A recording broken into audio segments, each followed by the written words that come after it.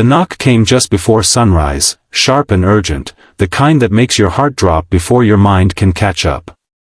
Daniel froze mid-step in the dim light of his kitchen, his coffee forgotten, his breath caught somewhere between fear and instinct.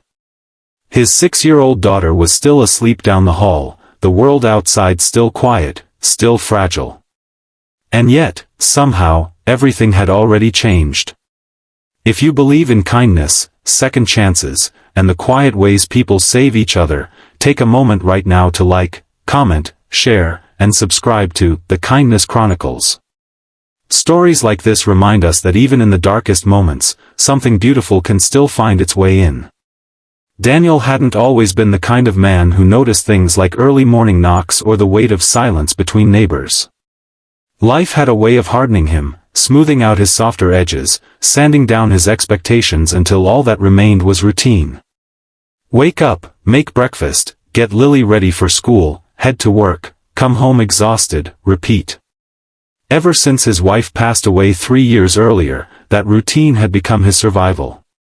Grief didn't leave room for surprises.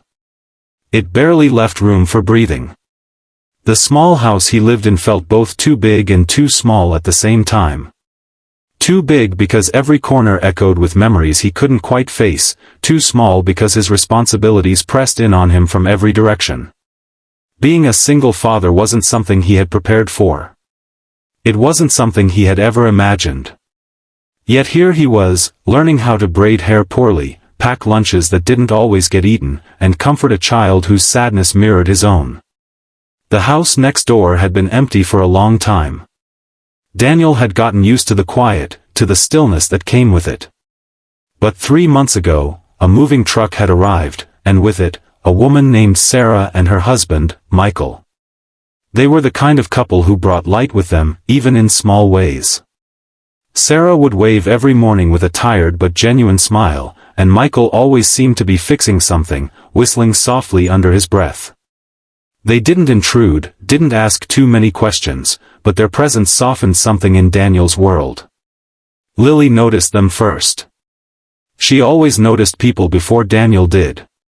She would sit by the window and watch Sarah water her plants or laugh at something Michael said. One afternoon, she had tugged at Daniel's sleeve and asked if they could bring cookies next door. Daniel hesitated at first, unsure, but eventually gave in. That simple act led to brief conversations over the fence, shared smiles, and a quiet understanding between neighbors who were all, in their own ways, trying to hold their lives together. Then, one night, everything shifted. The ambulance arrived just after midnight. Red and blue lights danced across Daniel's ceiling, pulling him from sleep. He rushed to the window, his heart pounding, and saw paramedics rushing into Sarah's house. Time seemed to stretch endlessly as he stood there, unsure whether to wake Lily, unsure whether to intervene.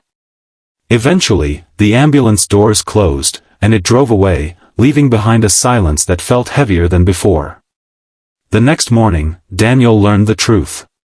Michael was gone. A sudden heart attack, they said. No warning, no time to prepare. Just like that, Sarah's world had been split open. Daniel didn't know what to do with that kind of loss. He had lived it, carried it, but that didn't make it easier to witness.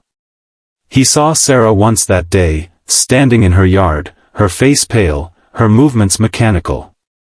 Their eyes met briefly, and in that moment, there was an understanding that needed no words. Grief recognized grief. That night, Daniel barely slept. Memories flooded back, uninvited and relentless. The hospital room, the final goodbye, the unbearable quiet that followed. He knew exactly what Sarah was feeling, and yet, he felt powerless to help. Which brought him back to that knock. When Daniel finally opened the door, he wasn't prepared for what he saw. Sarah stood there, her hair unkempt, her eyes swollen from crying, her hands trembling slightly. But it wasn't just her appearance that struck him. It was the look in her eyes, a mixture of desperation and determination, as if she had reached a point where she could no longer carry everything alone. In that moment, Daniel realized something profound. Grief isolates. It builds walls so high that even the strongest people struggle to see over them. But sometimes, those walls crack just enough for someone to reach out. Sarah didn't speak at first. She simply stood there, her presence filling the space between them. Daniel stepped aside instinctively, letting her in. The house, once silent, now felt alive with a different kind of tension. Lily woke up soon after, her small footsteps echoing down the hallway. When she saw Sarah, she paused, her expression shifting from confusion to concern. Children had a way of understanding emotions without needing explanations. She walked over quietly and wrapped her arms around Sarah's waist, a simple gesture that carried more comfort than words ever could. That was the moment everything changed. What began as a single knock turned into something neither of them expected. Sarah started coming over in the mornings, at first just to sit, to exist in a space where she didn't feel entirely alone. Daniel found himself making an extra cup of coffee, preparing an extra plate at breakfast. It wasn't planned. It wasn't discussed. It just happened. Days turned into weeks, and slowly, almost imperceptibly, the heaviness began to lift. Not completely, not magically, but enough to make breathing a little easier. Sarah started helping Lily with her homework, her gentle patience filling a gap Daniel hadn't even realized was there. In return, Daniel took care of small things around Sarah's house, fixing what Michael once did, ensuring she didn't have to face those reminders alone. They never spoke directly about their losses, not in the beginning. It was too raw, too fragile. But their shared experiences created an unspoken bond, a quiet understanding that words couldn't capture. There were setbacks, of course. Nights when the grief came rushing back, overwhelming and unforgiving. Sarah would sit on her porch, staring into the darkness, while Daniel watched from his window, knowing that some battles had to be fought alone. But he also knew that she wasn't truly alone anymore. One evening, as the sun dipped below the horizon, painting the sky in shades of orange and pink, Sarah finally spoke about Michael. Not in detail, not all at once, but enough to let the memories breathe. Daniel listened, his own heart aching with the familiarity of her words. In sharing their pain, they began to heal in ways neither had thought possible. Lily, in her innocence, became the bridge between them. Her laughter filled the spaces that grief had hollowed out. She reminded them that life, despite everything, continued. That joy, however small, still had a place.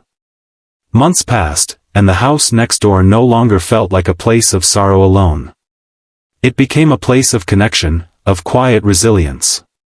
Daniel and Sarah found themselves building something unexpected, something neither had been searching for but both needed. It wasn't about replacing what they had lost.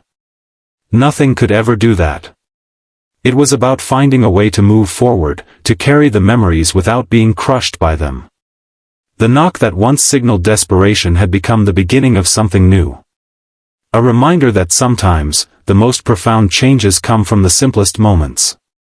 And now, as Daniel stood in his kitchen once more, watching Lily laugh with Sarah in the living room, he realized something he hadn't allowed himself to believe before. Healing doesn't happen all at once. It happens in small, quiet moments. In shared meals, in gentle smiles, in the courage to open the door when someone knocks. If this story touched your heart, if it reminded you of the power of kindness and human connection, take a moment to like, comment, and share it with someone who might need it today. And don't forget to subscribe to The Kindness Chronicles for more stories that remind us what truly matters.